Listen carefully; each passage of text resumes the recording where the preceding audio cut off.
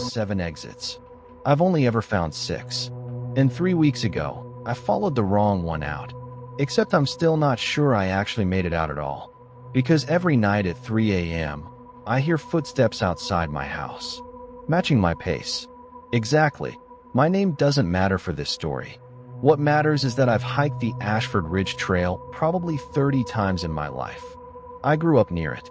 I know every route, every switchback, every place where the trail gets steep enough to make your calves burn. I've hiked it in summer, in the first snow of November, at dawn and at dusk. I'm telling you this so you understand. I wasn't some tourist who got lost because they didn't know what they were doing. I was confident. Maybe too confident. That's probably the whole problem. This happened 3 weeks ago, on a Tuesday in October. I remember it was a Tuesday because I'd taken the day off work specifically to do this hike. One of those mental health days, where you tell your boss you're sick, but really you just need to be somewhere that isn't an office with fluorescent lights. The morning was perfect, cold enough that I could see my breath, but the sun was out, cutting through the trees in these long golden shafts. I parked at the usual trailhead around 8 a.m. There was one other car in the lot, a beat-up Subaru with a University of Vermont sticker. I didn't think anything of it at the time. I should have. I signed the trail register, like I always do. Force of habit more than safety precaution. I never thought I'd need anyone to know I was out there. That's the thing about doing something 30 times. You stop respecting it. The first mile was exactly what I expected. Familiar rocks, familiar bends, the sound of a creek I'd crossed so many times I could probably do it blindfolded. Squirrels chattering. A woodpecker somewhere off to my left, that hollow drumming sound. Everything was normal. I want you to hold on to that word. Normal. Because I'm about to tell you exactly when it stopped being normal, and I need you to understand how gradual it was. How easy it would have been to miss. Around the 2nd mile marker, I noticed my footsteps sounded different. I know that sounds like nothing. It sounds like the kind of detail you'd throw away in a normal story. But hiking is repetitive, physical, rhythmic. You get attuned to the sound your own boots make on packed dirt and loose stone. And somewhere after marker 2, the crunch of gravel and leaf litter under my feet changed into something softer. A pad, almost silent. I looked down, thinking maybe I'd wandered onto moss or wet ground. Nothing unusual, just dirt, same as always. But the sound had changed. I kept walking. The air changed next, and this is harder to describe because it wasn't just getting cooler, which would make sense as you go deeper into tree cover. It was getting green. I know that's not really how air works, but that's the only way I can explain it. Thick, verdant, like breathing through a wet leaf. By marker 3, the canopy overhead had grown so dense that the golden morning light I'd been walking in for the first 2 miles was gone. Not dim, gone. I was walking through this strange permanent twilight, gray-green, shadowless in a way that made the whole forest feel flat, like a stage set rather than a real place. And here's the detail that finally made me stop and pay attention. The birds had gone silent. Not gradually quieter. Silent. Like someone had hit mute on the entire forest. I stood there for probably a full minute, straining to hear anything. Wind, insects, the distant creek, and there was nothing. Just my own breathing, loud in my ears. I told myself it was probably just a dead zone, some quirk of the terrain that blocked sound. I'd hiked plenty of trails with weird acoustic pockets. I kept walking. I shouldn't have kept walking. About an hour in. I want to say close to the 7-minute mark of realizing something was wrong. Though obviously by then I'd been hiking for over an hour. I stopped to drink some water and, out of habit, looked back the way I'd come. The trail was gone. I don't mean overgrown. I don't mean I'd lost sight of it around a bend. I mean the space where the trail should have been. That packed dirt path cutting between the trees, worn smooth by decades of hikers, simply wasn't there. Just forest. Undergrowth and tree trunks standing exactly where a clear path had been 30 seconds earlier. My stomach dropped. I actually said something out loud. I don't remember what, some kind of confused curse, and I turned back around, half expecting the trail ahead of me to be gone too. It wasn't. The trail continued forward, clear as ever, cutting through the trees exactly where it should. I got my phone out. Even with no service, the GPS should still work off satellite positioning. I'd used it plenty of times in dead zones before. The little blue dot showed me moving in a straight, consistent line along the trail. According to the map, I was exactly where I should be, on track, nothing wrong. But when I looked up from the phone, I recognized the tree in front of me. The specific gnarled trunk split into two trunks about 4 feet up, forming a kind of natural V. I'd walked past that exact tree 15 minutes ago. I told myself trees look similar. Forests are repetitive by nature. That's sort of the whole deal with forests. But then I saw the mushrooms. A cluster of white mushrooms, maybe a dozen of them, growing in a distinctive fan pattern out of a rotting log. I'd noticed them the first time I passed, thought, absently, that they looked almost decorative, arranged like something deliberate. And there they were again. Same fan shape, same log, same rot pattern in the bark. I'd seen this exact scene 3 times now in the last 20 minutes of walking. My hands were shaking a little as I put my phone away. I did the math in my head, tried to find some rational explanation. Maybe I was in some kind of loop in the trail itself, a section where the path curved back near itself. That happens sometimes on switchback trails. It didn't explain the missing section behind me, but it was something to hold on to. I kept walking forward. What else was I going to do? This is where things got strange in a different way. Less like a glitch in reality, more like evidence of something that had happened here before. Many times before, I started noticing marks on the trees. At first, just carved initials. The kind of thing bored teenagers do, JD plus KL and a heart, that kind of thing. Normal. Except there were dozens of them. More than I'd ever want to believe was normal for a trail this remote. Different styles of carving, different depths of weathering. Some so old the letters had swollen and distorted with growth, others that looked fresh, the wood beneath the cuts still pale and raw. Then I found rope. A length of old climbing rope tied around a trunk about 6 feet up, the kind of knot you'd use to mark a route, or maybe to keep from getting lost. The rope looked recent, not rotted, not sun-bleached, but the bark around where it was tied had grown over the edges slightly, like it had been there for years. And then I found the shoe. A child's shoe. Small, maybe a size 10 or 11 toddler size. Pink with some cartoon character faded almost past recognition. It was nailed to the trunk of an oak tree, at about my eye level, driven through with what looked like a railroad spike. I stood in front of that shoe for a long time. I didn't touch it. I didn't want to touch it. Something about the deliberateness of it, not dropped, not lost, but nailed, fixed in place, made my whole body go cold in a way the temperature alone couldn't explain. I want to be honest with you. This is the point where I should have turned around. I know that now, but turning around meant going back the way I came, and I'd already watched that path disappear once.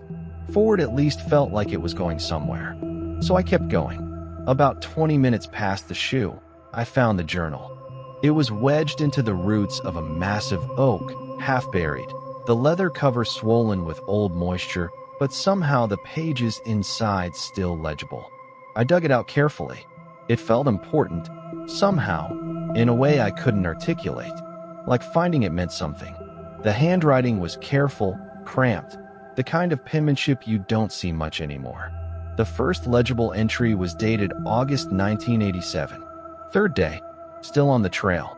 I know that's not possible, but the sun tells me it's still light out and I haven't slept. So either time isn't passing the way it should, or I'm losing my mind. I keep finding the same fallen tree. I've started marking it with chalk to be sure. Free chalk marks now. I kept reading. Entry after entry, the handwriting getting progressively more erratic, sometimes barely legible, like it had been written in the dark or with hands that wouldn't stop shaking. I found someone else's marks. Old ones. Someone from before me. I wonder how long they were here. I wonder if they made it out. I saw something today, standing between the trees, watching. It had my father's coat. My father died in 1979. My chest felt tight reading that. I don't know why exactly. Maybe because the specificity of it, the mention of a father, a real dead man, made this whole thing feel less like folklore and more like something that had actually happened to a real, terrified person. The last entry, near the back of the journal, was the shortest. I'm going to try the 7th exit. I found one the others didn't mark. God help me if I'm wrong. Nothing after that. No name signed. No indication of what happened to whoever wrote it. I sat there on a fallen log with that journal in my lap for a long time, the gray-green light unchanging around me, the silence pressing in from every direction, and I thought about the fact that this person, whoever they were, had disappeared into these same woods 37 years ago, and their handwriting was the only piece of them left. I put the journal in my backpack. I don't know why. Some part of me thought it might matter. Some part of me thought I might need it. I want to tell you what happened next as clearly as I can, because even now, 3 weeks later, it's the part one have the hardest time trusting my own memory about.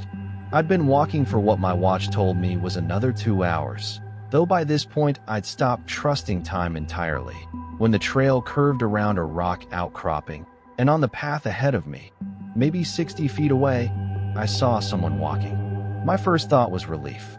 Another hiker. Someone I could ask for directions, someone who might have seen a way out, someone who could confirm I wasn't losing my mind. Then I recognized the jacket. It was mine, the same navy blue rain shell I was wearing, with the small tear on the left shoulder from a fall I'd taken 2 years ago on a different trail, a tear I'd never bothered to patch. The same backpack, the same faded red color, the same slight lean to the left that I have when I walk, a lean my physical therapist has been trying to correct for a year. It was me, walking ahead of me on the trail. I called out. My voice cracked when I did it, thin and scared in a way I'm not proud of. The figure didn't turn around. It just kept walking, that same steady pace, that same characteristic lean. I followed it. I don't know why. I think some part of me needed to see its face, needed some kind of confirmation of what I was looking at, even though every rational part of my brain was screaming that I should be running in the opposite direction. I followed for what felt like 40 minutes. The figure never got closer, no matter how fast I walked. It never got farther either. It just stayed exactly 60 feet ahead, matching my pace with an eerie precision, moving through the trees like it belonged there in a way I definitely didn't. Then I blinked, just a normal blink, nothing deliberate, and when my eyes opened, it was gone. Not walked out of sight, not disappeared around a bend, just gone. Between one blink and the next, the trail ahead of me suddenly, horribly empty. I stood there, breathing hard, trying to process what I just watched. And that's when I heard footsteps behind me. Not the soft, quiet padding I'd been walking in for hours. These were heavy, deliberate, matching my own pace exactly, step for step, like whatever was making them had been walking directly behind me this whole time and had simply chosen, right at that moment, to let me hear it. I didn't turn around. I don't know if that was bravery or cowardice. I just started walking faster, and the footsteps behind me kept pace, never closing the distance, never falling behind. I walked like that, footsteps matching mine, always exactly the same distance behind, for what felt like hours. I want to tell you, I have a clear memory of finding my way out of those woods. I don't. What I have are fragments, disconnected images that don't quite form a coherent sequence. I remember the trees thinning. I remember seeing actual sunlight again, warm and gold, not the gray-green twilight I'd been walking through.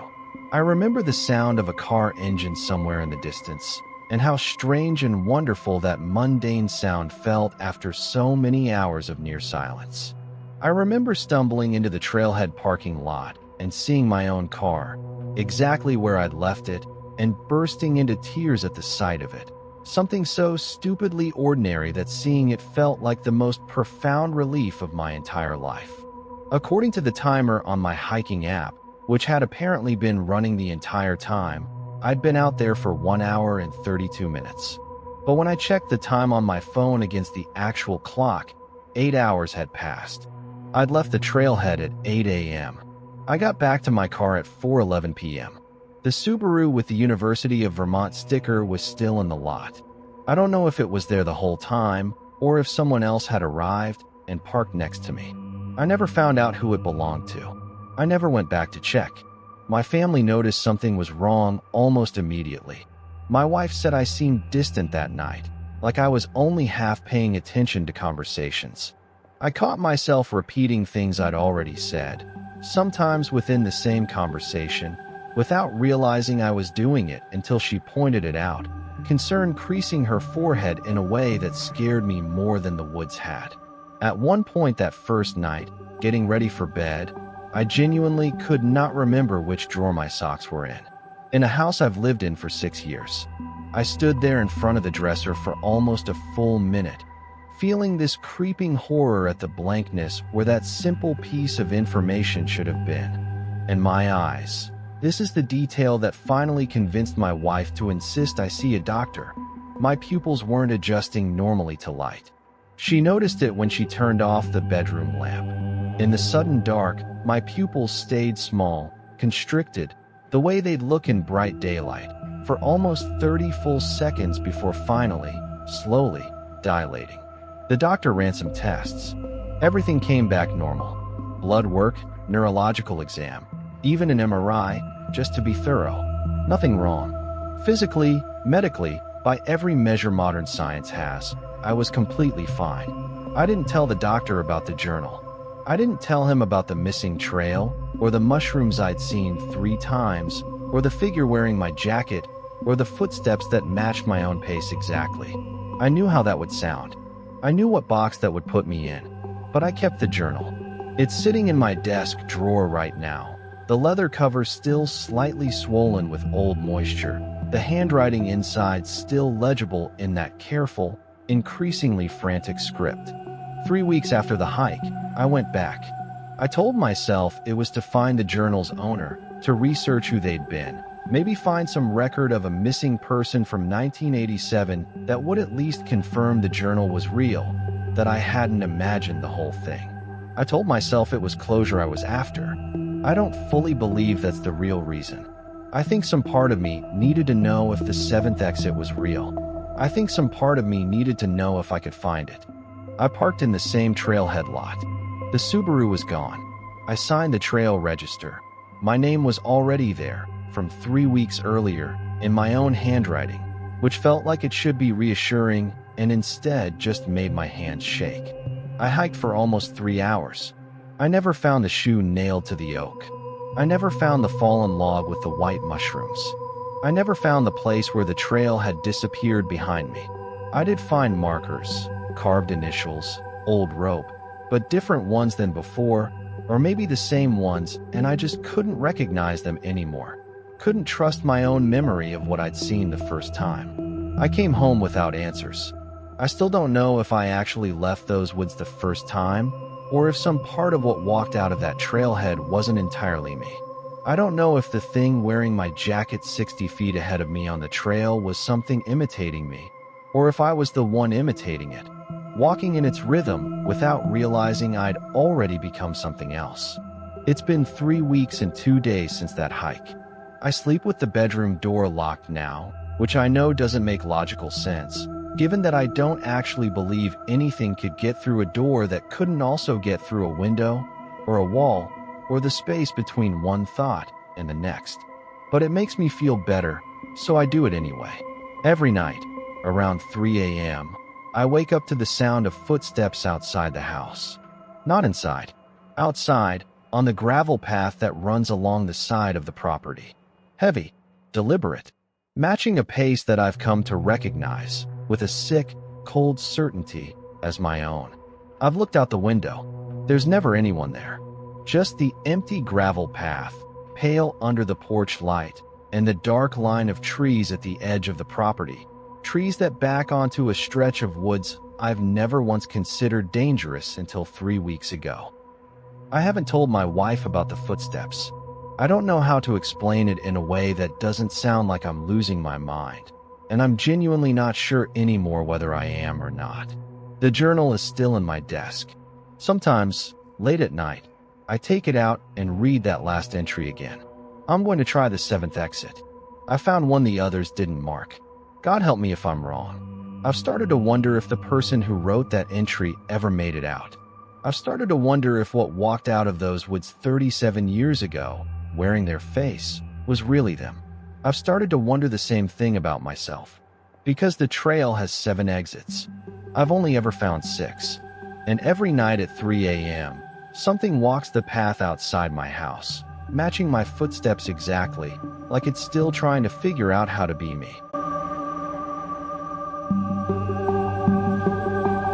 have a phone recording I didn't make. 3 minutes of knocking. Getting closer. The weird part. My friends said they drove back to the city with me that night. They remember everything. Except their driver's licenses say they never left home.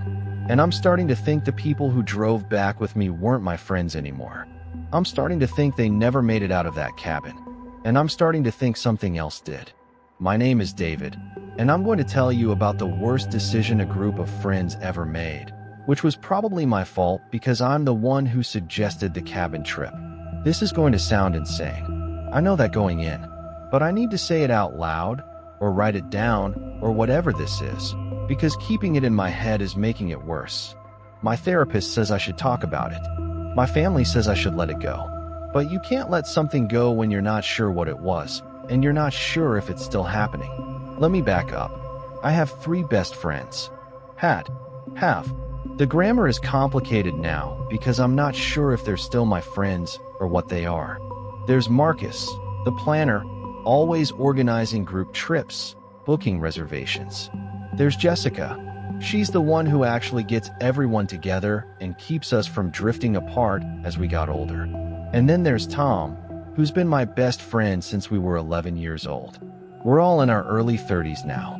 We live in different cities, have different jobs, rarely see each other. You know how it is. Life gets busy.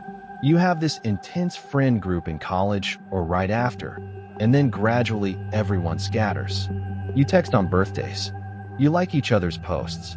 You promise to get together, and it takes 2 years for it to actually happen. So when Marcus sent out the group chat in November saying he'd found a rental cabin for the weekend before Christmas, fully equipped, affordable, close enough to actually get to, we all jumped at it.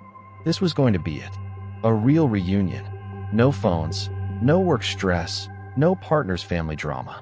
Just the 4 of us like old times. I should have known something was wrong when Jessica said yes immediately. Jessica doesn't do spontaneous things. Jessica plans her weekends 3 months in advance. But she said yes without hesitation. I remember making a joke about it in the group chat. Who are you and what did you do with Jessica? She responded with a laughing emoji. That should have been my first warning. But I ignored it because I was excited. We all were. The cabin was in western Maryland, maybe 2 hours from civilization, nestled in some deep woods that went on for miles. According to the listing, it had everything. Fireplace, hot tub, fully stocked kitchen. The photos looked amazing. Cozy. Perfect for December. There might even be snow. I drove out there the Friday before Christmas. Picked up Tom on the way. He lived closest to me. We drove with our music playing, talking about nothing important, slipping back into that easy banter you get with people who've known you forever. For those 2 hours, I felt like we were 25 again. Like time hadn't actually passed. Marcus and Jessica were already there when we arrived. They'd driven up the night before. The cabin looked exactly like the pictures, maybe even better. This old Victorian thing, painted dark red, surrounded by tall pines. Snow was already on the ground. Not much, but enough to make everything feel like a Christmas card. Jessica gave me a hug when I walked in. A real one, not the quick side hug we usually did. I remember noticing she smelled like pine and something else, something clean. I remember thinking, this is going to be good. This is going to be exactly what we all needed. I was so stupid. The first thing you notice about being in the deep woods in winter is the quiet. I know I'm being repetitive, but I need you to understand this. It's not just absence of sound. It's not just peaceful quiet. It's this suffocating, Heavy quiet that feels like the forest is holding its breath. When there's snow on the ground, it gets worse. The snow absorbs sound, swallows it, leaves you with this muffled sense that the whole world is very far away. We ordered pizza from a place about 20 minutes away. It arrived cold. We didn't care. We were too busy catching up, too busy drinking, too busy pretending like we'd been in regular contact all these years instead of basically being strangers with shared memories. The cabin had this huge fireplace. We built a fire, cracked open some wine, played board games like we were in some sort of Pinterest fantasy of friendship. It sounds nice when I say it like that. It was nice. It was the calm before everything got really, really wrong. Around 10 p.m., we decided to get in the hot tub. Jessica said the owner had mentioned it was heated, so even in winter it would be perfect. Marcus found the instruction manual and got it running. By 10:30, steam was rising off the water into the freezing night air, and we were all climbing in, and it felt absolutely incredible. That's when I noticed something. Not right away. It took me a few minutes, because the heat was so good and the wine was hitting just right, and Tom was telling some ridiculous story about his job that made us all laugh. But as the laughter died down and I was just sitting there in the warm water, staring up at the stars, I realized the forest around us was completely silent. Not peaceful quiet. Wrong quiet. No wind. No rustling from animals. No distant sounds of anything. Just us, the hot tub, the sound of the water circulating, and this vast emptiness pressing in from all sides. I mentioned it. "What do you mean, wrong?" Marcus asked. "I don't know. It just feels watched." "Maybe." Jessica laughed. That laugh that seemed slightly too high, slightly too sharp. Watched by what? We're in the middle of nowhere. She was right, of course. There was nothing out there. Just trees. Just a forest going on for miles and miles. But the feeling didn't go away. That awareness that something was listening. Tom said, "You're just being creepy. Stop being creepy." And I let it go. Let it drop. Didn't mention it again. But I didn't relax the same way after that. Part of my brain stayed alert, listening to that heavy silence, trying to figure out what was making me feel like something was wrong. We got out of the hot tub around 11:30, dried off, went inside. The cabin had wood heat, a furnace, and it made this electric humming sound. The kind of sound that, once you notice it, you can't stop hearing. Hum, hum, hum, constant, underneath everything.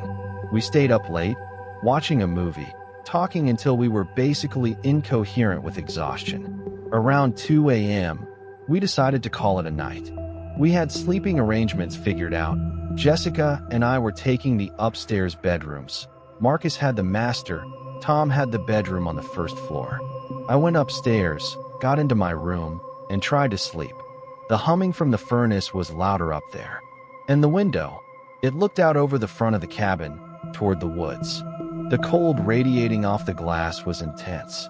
I could actually feel it from across the room, like the window was sucking the heat away from the whole space. I told myself it was fine. It was a cabin. Cabins had old windows. Of course it would be cold. I pulled the covers up and closed my eyes. Then, at exactly 3 a.m., the knocking started. I know it was 3 a.m. because I looked at my phone. I woke up to this sound.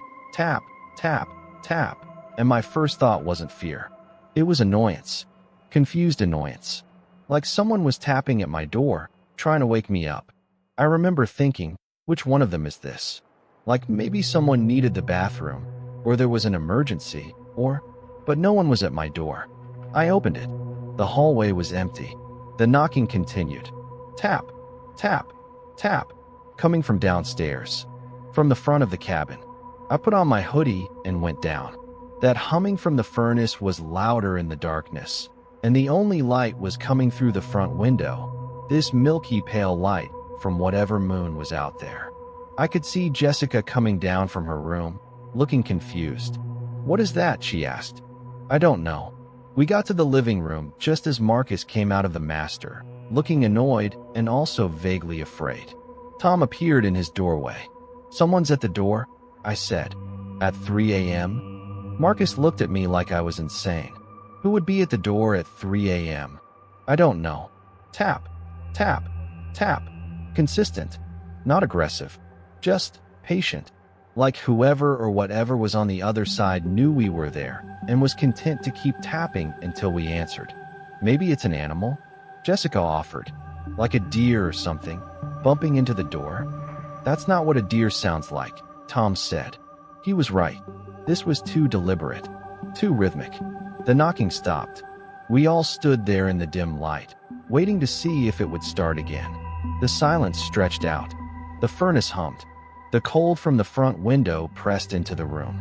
It was probably an animal, Marcus said, but his voice didn't sound like he believed it. Let's just go back to bed. Nobody moved. Then the knocking started again. But this time it was coming from the back door. The one we hadn't even opened yet. The one that led out into the woods. And then, almost immediately after that, from the side window. Tap, tap, tap. Multiple places. Multiple things? Okay, turn on the lights, I said, trying to sound calm, trying to pretend I wasn't suddenly very afraid. Just turn on all the lights. Let's see what's actually out there. Marcus flipped switches. The whole cabin lit up. Harsh, bright, electric light flooding into every room. The kind of light that makes you feel safe, at least for a moment. I went to the front door and looked out. Nothing. The porch was empty. The woods were dark and still. Nothing to see. But the knocking continued. Tap, tap, tap. It was like it didn't matter if there was light or not. Like the light didn't matter to it. Turn them off, Jessica whispered. What? The lights. Turn them off. Why would we? Turn them off, she said again. And there was something in her voice that made me listen. Not scared. Something else. Something I couldn't identify. Marcus turned off the lights. In the sudden darkness, the knocking stopped immediately. We all held our breath, waiting. 10 seconds passed. 20. 30. Nothing but the furnace humming and the sound of our own breathing. And then, from all around us, front, back, sides, the knocking started again. But this time, it was different. This time, it sounded like someone knocking in a pattern. A code. Like Morse code or something. Long knock, short knock, long knock. Long knock, short knock, short knock. Deliberate. Intentional. It's communicating, Tom said quietly. That's not. Marcus trailed off. He didn't have an ending for that sentence. And that's when something happened that I'll never forget, that I've tried not to think about for 3 years, that I still have nightmares about. Tom knocked back. He walked to the door, made a fist, and knocked back in the same pattern. Long, short, long. Long, short, short. Tom, what the hell are you doing? I grabbed his arm. It's knocking a pattern, he said, like it was the most obvious thing in the world. It's knocking at us. So I'm knocking back. Don't do that. But he did. And on the other side of the door, something responded. The knocking came again, but faster this time. Angrier. The pattern broken down into rapid, frantic tapping. Tom knocked back faster. Stop. I tried to pull him away, but he wouldn't move. The knocking from outside got faster still. Frantic, like someone was pounding. And then, between one moment and the next, Tom stopped knocking. His hand fell to his side. He turned and looked at us, and his expression was completely blank. Blank in a way I'd never seen on Tom's face before. Flat. Empty. It's okay, he said, his voice strange. Too slow. Too measured. I understand it now. Understand what? I asked. But he didn't answer. He just stood there, staring at the door, with that blank expression on his face. And all around the cabin, the knocking continued. Tap, tap, tap, tap. That's when things got really strange. Jessica and Marcus seemed completely unconcerned. Like Tom's weird behavior was normal. Like there wasn't this frantic knocking happening all around us from something outside in the woods. We should probably try to sleep, Jessica said. We have a whole day tomorrow. Jessica, are you? I started. I'm fine, she said. Everyone's fine. But they weren't fine. None of them were fine. We went back to our rooms, but I didn't sleep.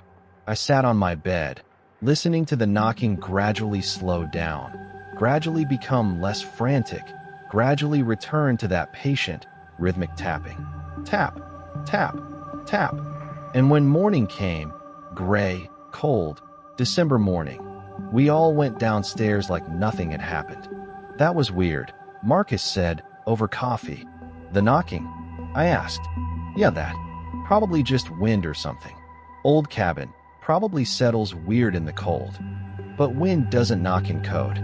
Wind doesn't respond when you knock back. Wind doesn't make the air feel wrong for the rest of the night. Jessica was making breakfast. Eggs. Toast. She seemed perfectly normal, except for the small things. The way she smiled was slightly too wide. The way she moved was slightly too coordinated, like she was thinking about every motion. The way she looked at me was slightly off, like she was looking at me from a very long distance. Tom was the worst. Tom, who I'd known since I was 11 years old, who I'd shared apartments with, who I'd cried to when my grandmother died, was no longer Tom. He looked like Tom. Same face, same body, same clothes. But his eyes were different, colder, and he didn't talk the same way.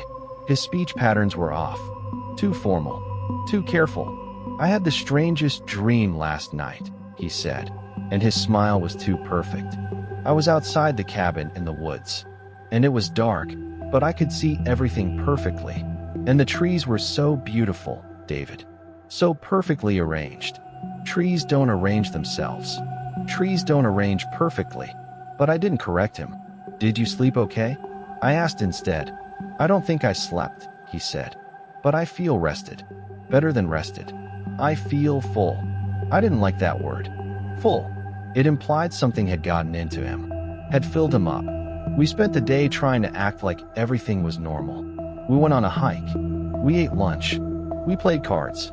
We pretended that my best friend's eyes weren't all wrong, that my good friend's smiles weren't slightly too wide, that there was nothing fundamentally changed about them.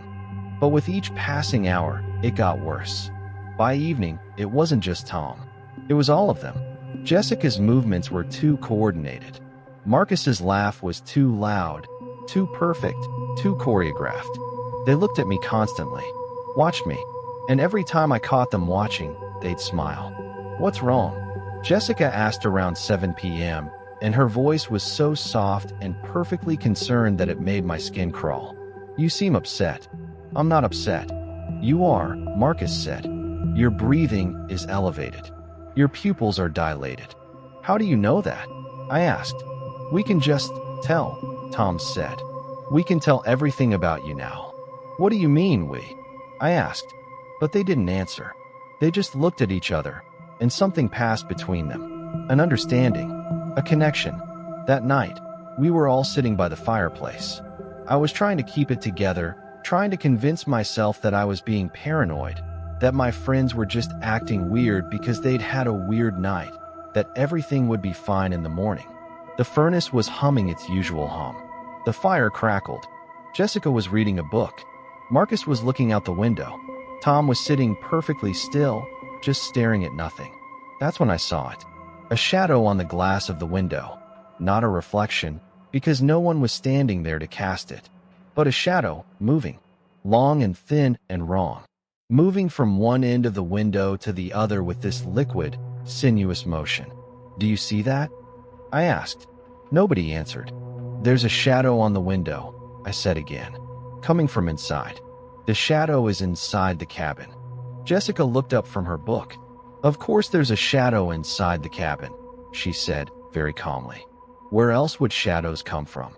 But look at it. It doesn't have a source. There's nothing casting it.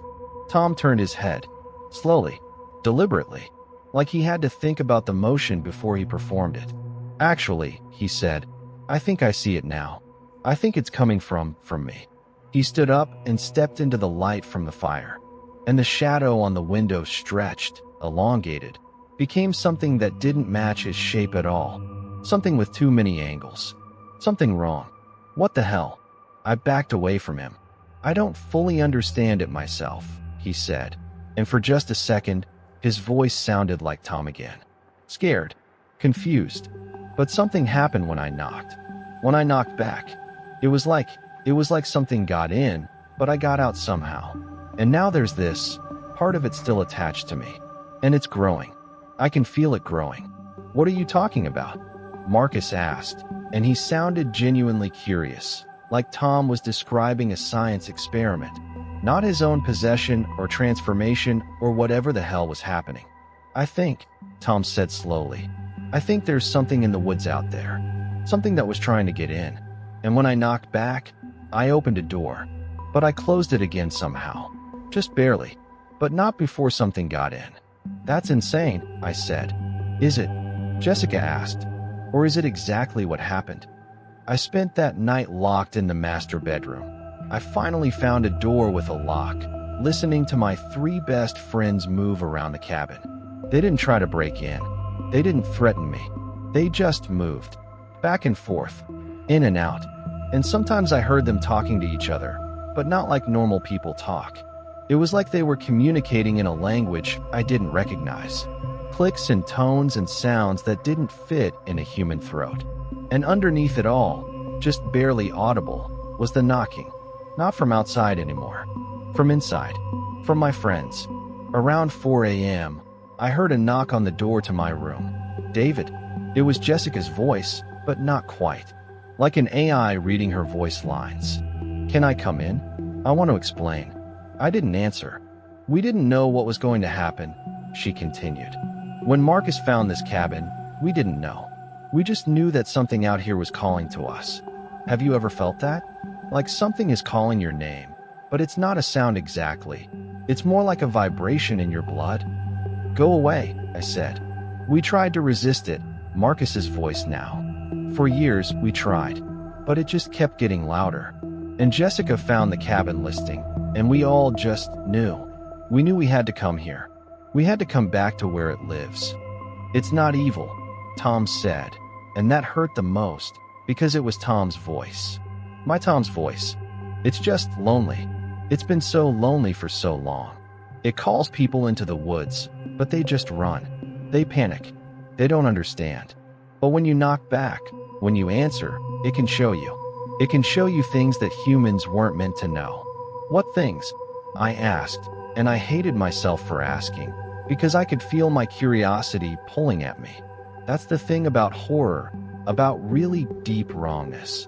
There's always a part of your brain that wants to understand it. Everything, Jessica whispered. It knows everything. It's so old, David. It's older than the woods, older than the country.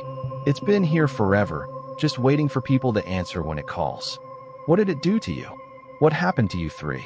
There was a long silence. Nothing bad happened, Tom said finally. That's the thing. I was scared at first, but now I can feel it in me, and it's not bad. It's like there was a part of me missing, and now it's full. I don't want it to leave. I heard a sound then. A low, resonant sound. At first I thought it was coming from outside, but it was coming from the other side of the door. It was coming from my friends. It was the sound of them vibrating. I didn't think. I just grabbed my bag, threw my stuff in it, and I climbed out the window. It was a drop of about 12 feet to the ground below, and I hit it hard, felt something in my ankle twist wrong. But I didn't care. I ran. Into the woods, away from the cabin, toward where I thought the road was. Behind me, I heard them coming out of the cabin, calling my name, but not calling. It was more like they were tuning their voices, trying to find the frequency that would make me stop, make me come back. I didn't stop. I ran for what felt like hours, but was probably only 20 minutes. The pain in my ankle got worse, but adrenaline carried me through. I ran until I saw the road, and I flagged down a passing car. A couple on their way to a cabin their own, totally confused about why this bleeding, soaking wet guy was jumping in front of them. They drove me to the nearest hospital. I got checked out. Ankle was sprained, nothing worse. The doctors wanted to keep me for observation, said I was in mild shock, suggested psychiatric evaluation. I refused. I called the police instead. The police went to the cabin. They found my 3 friends there, perfectly fine. Marcus said they didn't know why I'd run off. Jessica said I'd been acting paranoid all night, saying weird things, seeming scared. Tom said I'd been drinking too much. All three of them had driver's licenses that showed they never left home for the trip. According to every record, they'd been in their own cities all weekend. But they were at the cabin. I insisted they were lying. I told the police about the knocking, about how they'd changed, about how Tom had said something got inside him. The police were very kind, very patient. They suggested a psychiatrist. They implied that I was experiencing some kind of break from reality. My friends were released. I'm not sure if they even left the cabin that night. I don't know if they ever left. But here's what's weird. I got a text from Tom 2 days later. We made it back to the city just fine. Thanks for the trip. Really helped us reconnect. And when I looked at the timestamp on the text, it was from 6 p.m. the night after we were supposed to leave. The night I ran into the woods. The night the police found them at the cabin. But Tom's phone records show the text was never sent. I have a phone recording. It's been on my phone for 3 years. I recorded it the night I came back from the hospital, but I don't remember recording it. It's just there. 3 minutes long. It's mostly silence. Cabin silence. Furnace humming. And then, gradually, knocking. Getting closer. Not the patient knocking from outside. This is different. This is from inside the phone speaker. Like whatever is on the other end of the line is knocking its way through to me. Tap, tap, tap, tap. Getting faster. And at the very end, just before it cuts off, I hear Tom's voice. Or something that sounds like Tom's voice. We're still here, David. We're still very close. And we're still calling. It's been 3 years. My actual friends, the versions of them that exist in my memory, are gone. The people using their names won't return my calls, won't acknowledge my existence, won't admit that anything was wrong. They're all still in Maryland, as far as I can tell. I check sometimes. Their social media is active. They post pictures. But the pictures are always the same. Them, the woods, the cabin. Over and over. Like they're stuck on a loop. I moved. I moved far away from Maryland. I live in Portland now, in an apartment surrounded by city noise and people, as many people as I can stand to have around me. But sometimes, at 3 a.m., I hear knocking. Not at my door. Never at my door. It's somewhere inside my walls. Inside my apartment.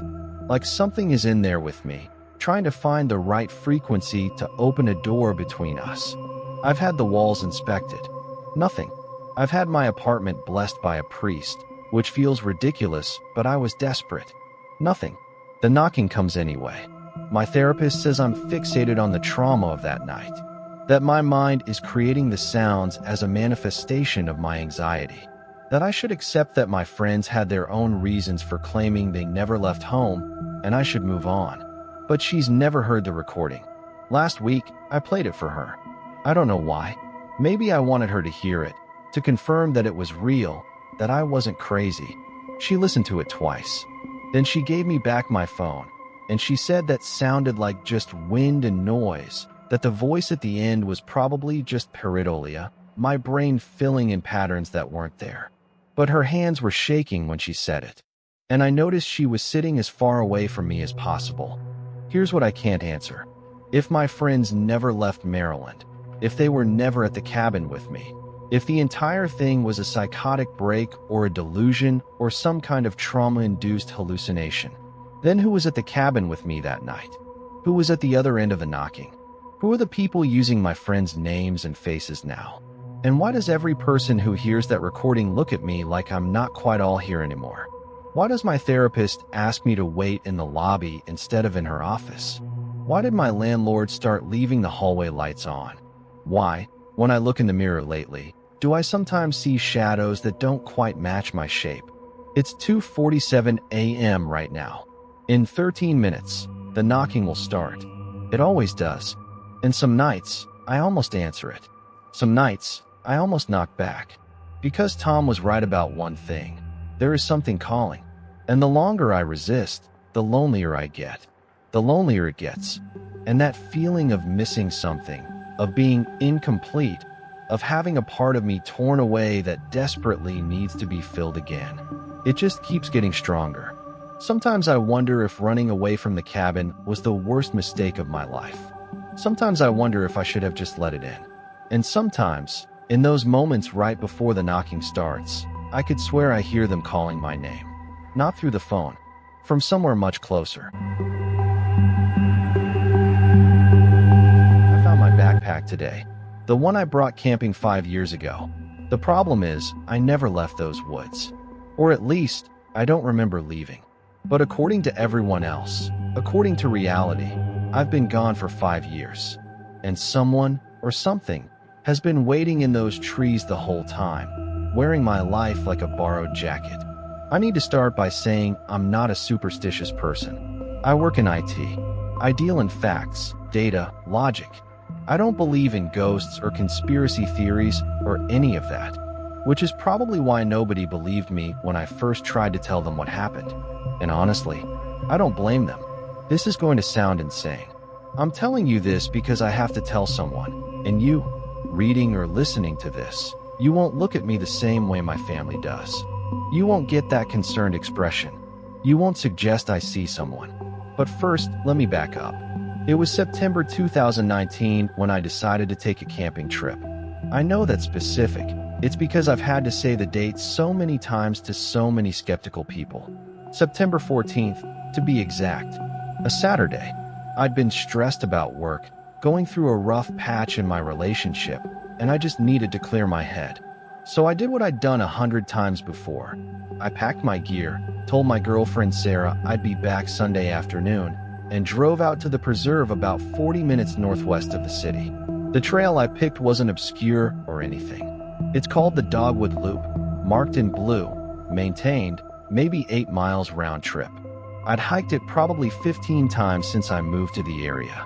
The kind of trail that's just difficult enough to feel like an accomplishment, but safe enough that you don't need a guide. Perfect for a solo weekend. The weather was perfect that day, warm but not hot. The kind of September that feels less like fall and more like summer hanging on for dear life. I remember because I wore shorts, which I wouldn't have done if I'd known I'd need them 5 years later. I got to the trailhead around 10 a.m. There weren't many people there, just an older couple getting ready to hike and a guy with a metal detector looking for lost change or whatever.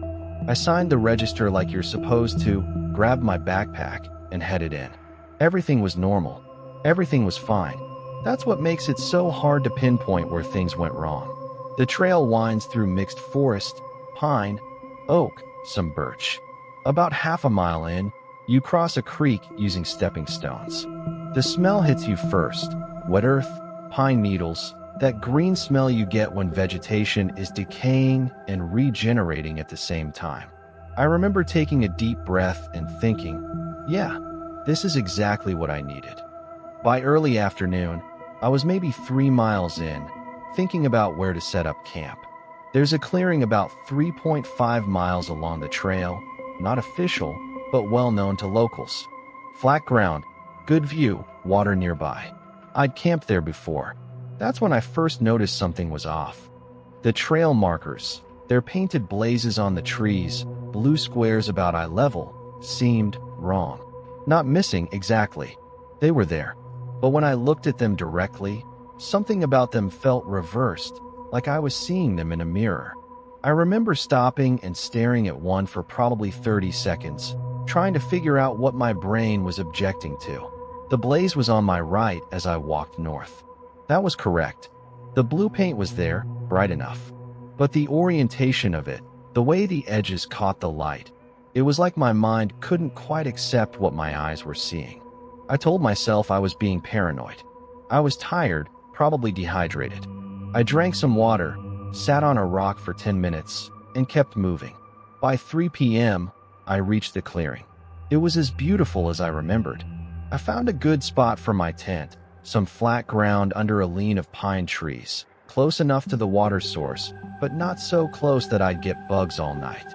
I'd done this 100 times. Muscle memory. I set up my tent, got my campsite organized, gathered firewood, and by sunset I was sitting by a small fire, eating instant ramen and watching the light die through the trees. The sunset that day was incredible. I remember thinking I should take a photo to show Sarah, prove I was actually doing something healthy instead of just lying in bed stressing. I got my phone out, snapped a few pictures of the orange light filtering through the pines. Then it got dark. Here's where I need you to understand something. Darkness in the woods isn't like darkness in the city. In the city, there's ambient light, street lights, neon signs, windows glowing. Even at night, your brain has something to grab onto. In the woods, especially in a forest as thick as the Dogwood Preserve, darkness is complete. It's not the absence of light. It's the presence of something else.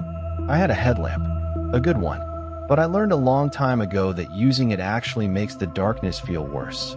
The beam cuts through this void, and all it does is highlight how much emptiness is around you. So I sat by my fire, letting my eyes adjust, and tried to relax. That's when I heard the first thing. Not a sound exactly. Not at first. It was more like an awareness. The feeling of the forest, listening. I know how that sounds. Trust me. I'm sitting here, years later, and it still sounds insane when I say it out loud. But that's what it was. Then the sounds came. In the woods, you get used to noise pretty quickly. Branches falling, animals moving around, wind in the trees. All normal. All part of the soundtrack of being in nature. But these sounds were deliberate, not the random chaos of nature. Intentional movement. Something walking. Multiple somethings. Maybe moving around the perimeter of my little clearing. The fire was dying down. I could feel the temperature dropping. That specific chill that comes when you're far from any source of heat. I told myself it was probably just deer. We have a lot of deer in the preserve. But deer don't circle. Deer don't walk with that kind of coordination. I added more wood to the fire. Stupid move, probably. The light actually made things worse because now I could see into the darkness beyond my camp. See the shapes of trees, the shadows between them. And I saw something move. Not near me, not immediately threatening. But out there in the darkness, about 40 feet from my fire, something large and dark moved across the space between two trees. I only saw it for a second, caught in my peripheral vision, but my body knew before my mind did. Every hair on my arm stood up. My breathing changed. I grabbed my headlamp and pointed it in that direction. Nothing. Just trees. Just darkness pushing back against the beam. No movement. No eyes reflecting back at me. Just forest. I sat there for a long time, headlamp on, staring into the dark, telling myself I'd imagined it or misinterpreted what I saw. A branch falling. Shadows. The power of suggestion meeting an overactive imagination. But I didn't sleep that night. Not really. I sat by the fire until the wood ran out, and then I sat in my tent with my headlamp on, listening to every sound, every rustle, every crack of a branch. My phone had no signal, so I couldn't even text Sarah. I just sat there, checking the time every few minutes on my watch, waiting for dawn. It was 3:47 a.m. when everything went quiet. That sounds like nothing. Quiet is what you'd expect in the woods. But this was different. This was the cessation of all sound. No wind, no rustling, no distant animal calls. Just this absolute, suffocating silence. And in that silence, I heard something tapping against my tent. Not aggressive, not frantic, just tapping. Rhythmic, patient, like someone was testing the nylon material to see if I was awake. Tap, tap, tap. 3 taps, then nothing. Then after maybe 10 seconds, tap, tap, tap. I'm not ashamed to say I was terrified. I'm not ashamed that I didn't respond. I just sat there, barely breathing, my hand on the knife I keep in my gear, thinking through my options. The tapping stopped. And slowly, gradually, the forest sounds came back. A rustle here, a bird call there, the distant sound of wind in the high branches. Like someone had turned the volume back up on the forest's background noise. By 4:30 a.m., I'd made a decision. I was going to pack up and leave. Forget the beauty of it. Forget trying to clear my head. I was going home. I was going to drive back to the city. I was going to hold Sarah, and I was going to try to explain to her why I was cutting the trip short. I packed my tent in the dark, actually, I just shoved things in my backpack without really organizing them. I wanted out. The sun wasn't even up yet, and I was ready to go. My hands were shaking a little. Adrenaline and exhaustion mixing into something that felt almost like sickness. I started walking. Here's what I didn't realize until later. I packed in a panic. The disorientation of fear and lack of sleep had affected my judgment more than I thought. Because I didn't head back the way I came. I think I did in the moment. I think I took what I believed was the correct path. I walked with purpose, following what I thought was the trail, heading north-northwest, the direction that should have taken me back to the trailhead. But the landscape didn't match my memory. The trail should have climbed slightly after the clearing. Nothing major, just a gentle incline for about half a mile before it leveled out. But I wasn't going uphill. I was going down, and the forest around me didn't look right. The trees were older, thicker, their bark rougher and darker. The undergrowth was denser. The smell was different, more organic, more ancient. I checked my phone for GPS. Still no signal. I wasn't that worried yet. No signal out here was normal. I had a compass in my pack. I could navigate the old-fashioned way if I needed to. I stopped and got the compass out. According to my compass, I was heading southeast. Southeast, away from the trailhead, deeper into the woods. The panic came back, sharper this time. I turned around, convinced I'd just walked the wrong way. I started heading what the compass said was northwest, the direction I should have been going all along. But after 10 minutes of walking, the forest still didn't look right. I stopped to get my bearings. That's when I noticed the trail markers. They were there, painted on the trees, bright blue. Exactly as they should be. But they were all facing backward. Now, I need to be clear about what I mean. The blazes themselves were painted normally, just blue squares on the tree bark. But the way they were oriented, the direction they seemed to be pointing, it was like they were meant to guide you in the opposite direction. It sounds ridiculous. Trail markers don't have direction in the way I'm describing. But standing there, looking at them, my mind couldn't accept what I was seeing. They felt reversed. I got out my compass again, still southeast. But the trail markers were leading me northwest. They should have been consistent. But everything in my gut was screaming that something was desperately wrong. I told myself I was being paranoid. I followed the markers. This is where things get really hard to explain. I walked for what felt like a couple of hours, following the blue blazes, trying to stay calm, trying to tell myself there was a logical explanation.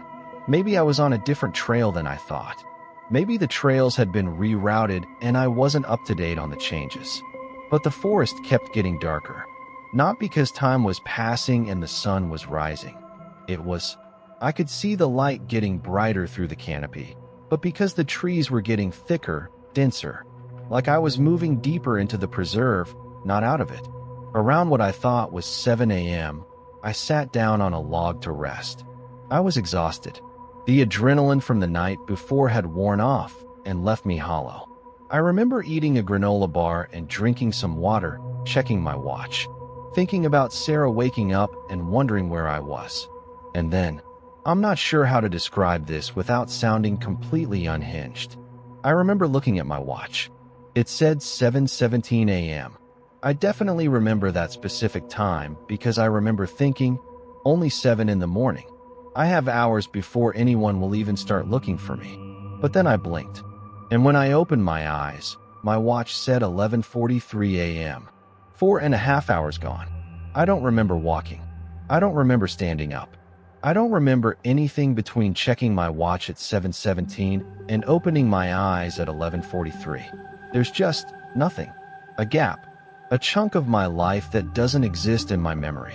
I was standing in a different part of the forest, still following the blue blazes, my legs tired, my feet sore. My water bottle was half empty, so apparently I'd drunk without being conscious of it. The granola bar wrapper was in my pocket. I didn't have a panic attack. I think I was too confused to panic. I remember just standing there, staring at my watch, thinking, that's not possible. That's not possible. But it was happening. By early afternoon, I accepted that I was lost. Not just lost, something else. Something was wrong with this situation in a way that went beyond simple navigation mistakes. I tried to stay calm. I followed the blue blazes because they were the only thing I had. I drank water carefully. I forced myself to eat, even though my stomach was in knots. And I tried not to think about the 4.5 hours I couldn't remember. That's harder than it sounds. Your mind does strange things when you give it a mystery like that. It tries to fill in the gaps. It creates false memories. I started remembering walking through a section of forest that I'm pretty sure I actually walked through, but I'm not sure when. Did I walk through there during the missing time? Did I walk through there later? The entire day became this slippery thing that I couldn't quite grab hold of.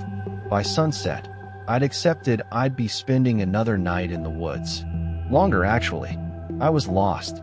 I needed to stay put, stay visible, and wait for search and rescue. I found a clearing, a real one this time, with a little waterfall that fed into a pool. Beautiful place. Under different circumstances, I would have appreciated it. I set up my tent for the second night, gathered firewood, and tried to pretend I wasn't terrified. The sounds came back that night. The deliberate walking, the deliberate movement in the darkness. But I was too exhausted to be as afraid. Fear requires energy, and I'd burned through most of mine. I fell asleep sometime after 10 p.m., and this time I actually slept.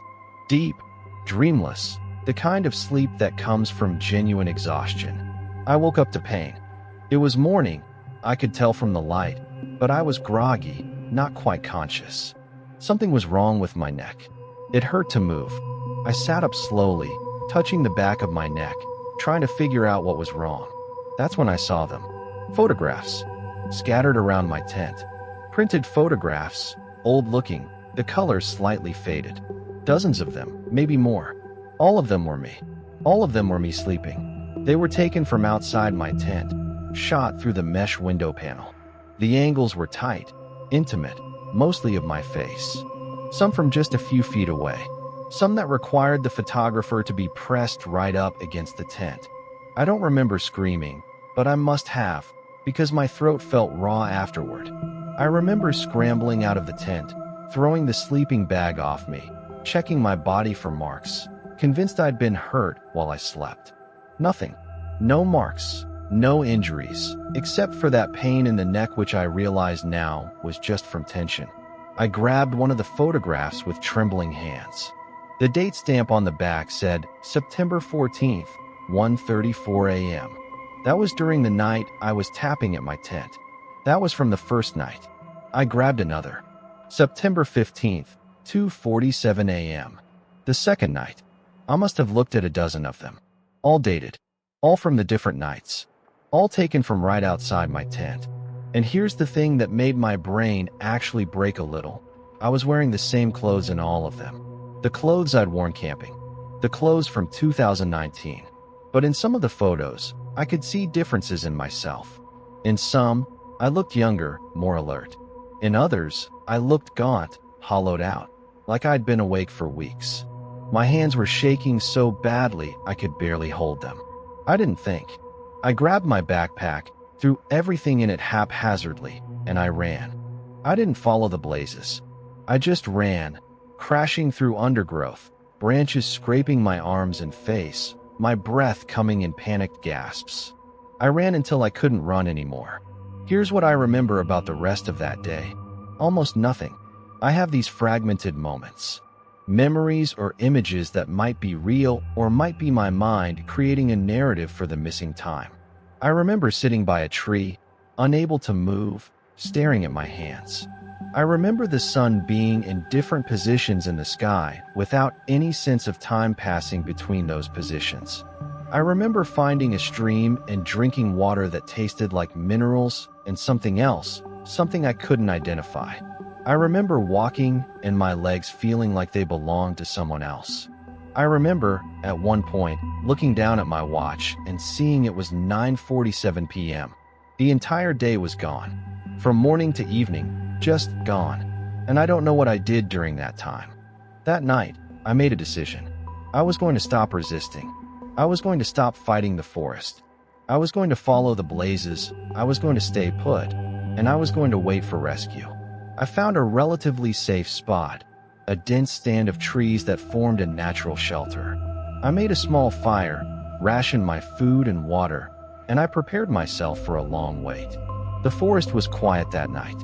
No sounds of movement, no tapping at my tent, which I'd left behind at one point in my panic and hadn't seen since. Just the normal sounds of nature. Wind, animals, the crackle of my fire. Around midnight, I heard footsteps. Not the movement I'd heard before.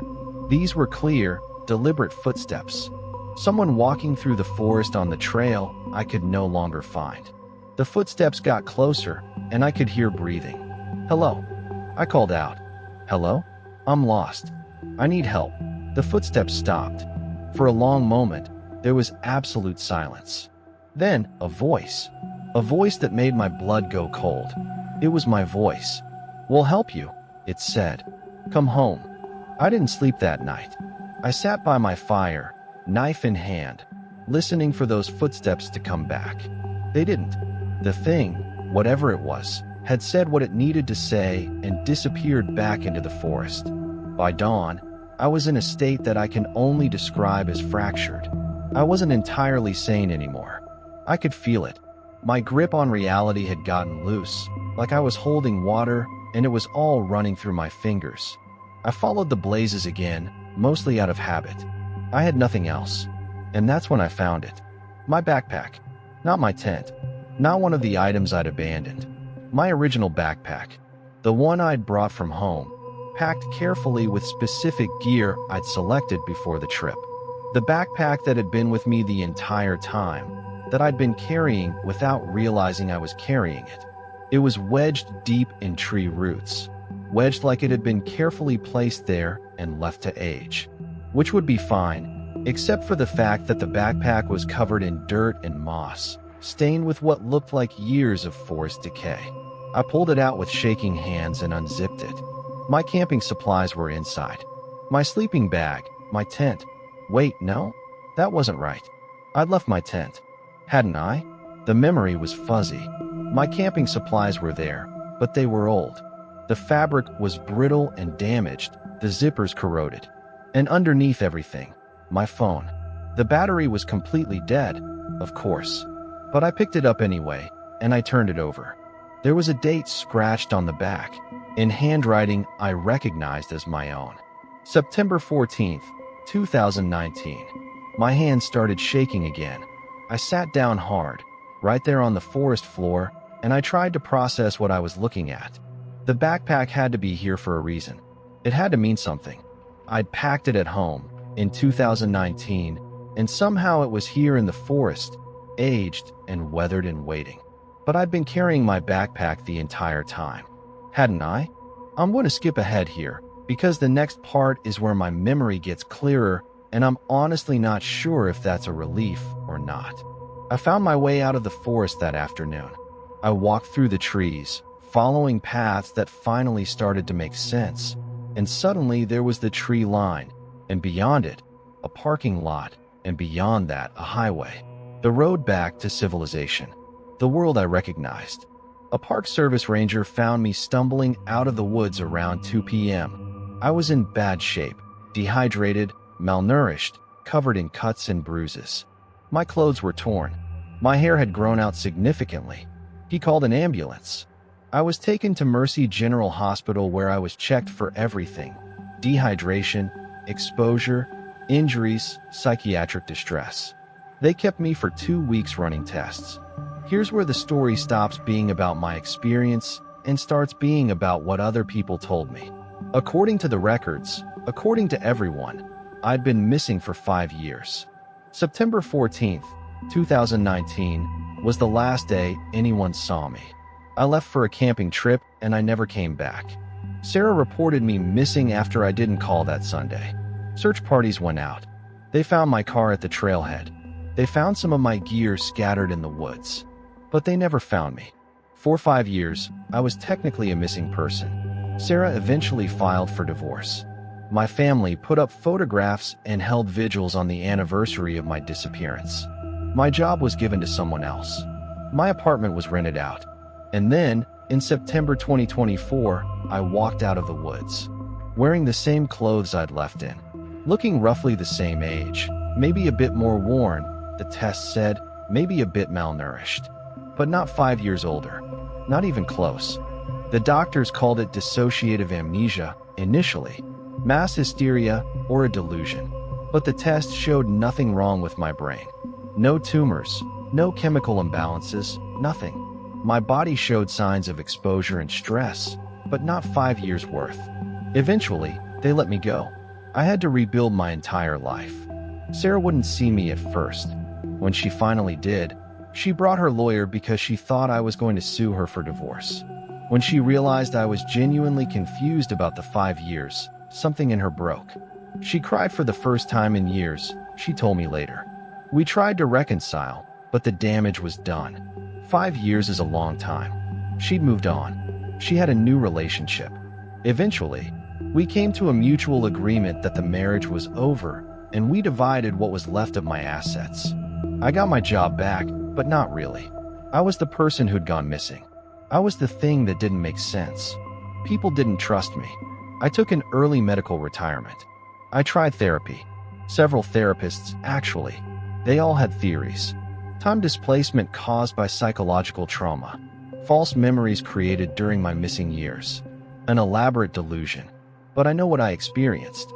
5 years or 5 days. I lived through 3 nights in the woods, and I lost time, and I heard my own voice telling me to come home. It's been 2 years since I came out of the woods. I'm 41 years old, though I look like I'm in my mid-30s. I live alone in a house outside the city, far from those woods, far from the trees. I still have the backpack. It's in my closet, and I open it sometimes just to confirm that it's real, that I didn't imagine it all. The items inside are aging normally now. No new moss, no new decay, just time doing what time does. But here's the thing that keeps me awake at night. I sometimes find things in my pockets, things I didn't put there. Last month, I found a photograph. It was dated September 14th, 2024, in handwriting that looks almost like mine, but not quite. The photograph showed me sleeping in my bed. The night before I found it, I'd locked all my doors. I'd set an alarm system, and the photograph was taken from outside my window. I don't know if something followed me out of those woods, or if something wearing my face never actually left. I don't know if 5 years passed, or if 5 minutes did. I don't know if I'm actually here, or if I'm still out there somewhere, walking in circles, following blue blazes that point the wrong direction, waiting for someone to come find me. But I know this. If you ever go camping, if you ever find yourself alone in the woods and you start to see something wrong, reverse trail markers, impossible times, your own voice calling to you, don't follow the blazes. Turn around. Get out. Don't stop. And if you can't get out, if you find yourself lost in a forest that doesn't behave like a forest should, check your watch carefully. Because time in those woods isn't like time in the rest of the world. And sometimes when you come back, you find that everyone you loved has aged and moved on without you.